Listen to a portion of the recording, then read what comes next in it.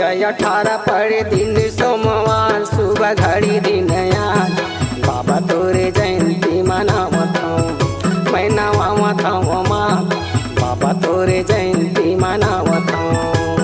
तारीख 18 पड़े दिन सोमवार सुबह घड़ी दिन यार बाबा तोरे जयंती मनावत हूँ मैं नवावत हूँ माँ बाबा तोरे जयंती मनावत हूँ। ये बाबा तोरे जयंती मनावत हूँ गुरु तोरे जयंती मनावत हूँ। बाबा तोरे जयंती मनावत हूँ गुरु तोरे जयंती मनावत हूँ। तारीख 18 पड़े दिन सोमवार सुबह घड़ी दिन आज बाबा तोरे जयंती मनावत हूँ मैं नवावत हूँ माँ बाबा तोरे जयंती मनावत हूँ।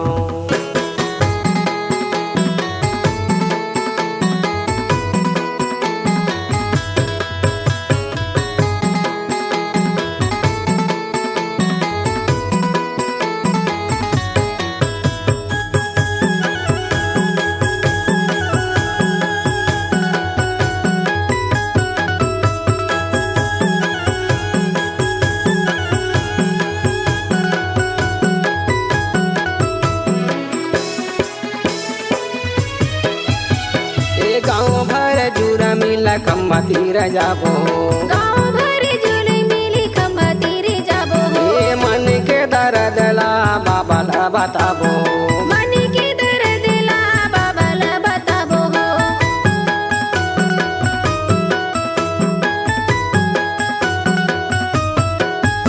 ये गाँव भर जुरा मिला खम्बा तीर जाबो मन के दर्द ला बाबा ला बताबो ए बाबा ला बताबो गुरु ला बताबो बाबा ला बताबो हो गुरु ला बताबो हो। ए अंदर झांझा मीर दंगा बाजे आज मैं नवावत हूँ माँ बाबा तोरे जयंती मनावत हूँ सुबह घड़ी दिन आज बाबा तोरे जयंती मनावत हूँ।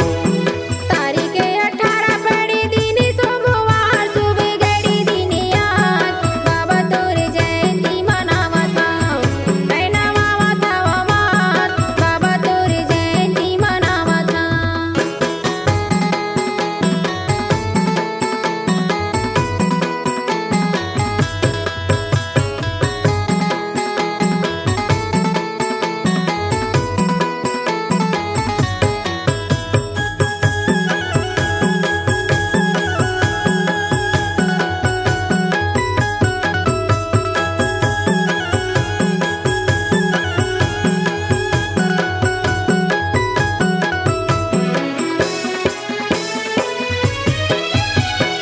चंदन लकड़ी के पीढ़ी मढ़ाबो चंदन लकड़ी के पीढ़ी मढ़ाबो हो ए चंदन लकड़ी के पीढ़ी मढ़ाबो चंदन लकड़ी के पीढ़ी मढ़ाबो हो।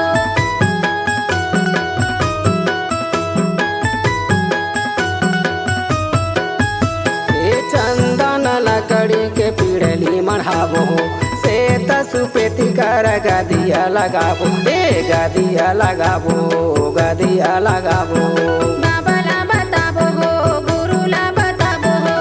से कर झंडा फहराई देबो आज मैं नवावत हूँ माँ बाबा तोरे जयंती मनावत हूँ सुबह घड़ी दिन आज बाबा तोरे जयंती मनावत हूँ।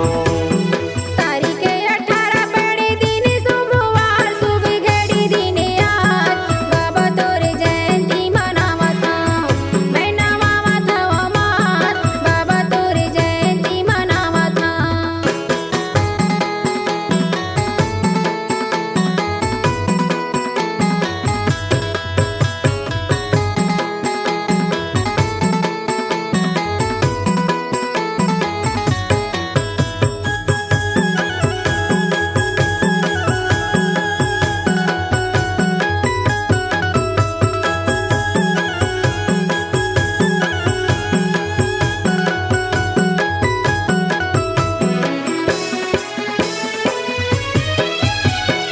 कंचन थाली में आरती सजाबो कांचन थाली में आरती सजाबो हो कंचन थाली में आरती सजाबो कांचन थाली में आरती सजाबो हो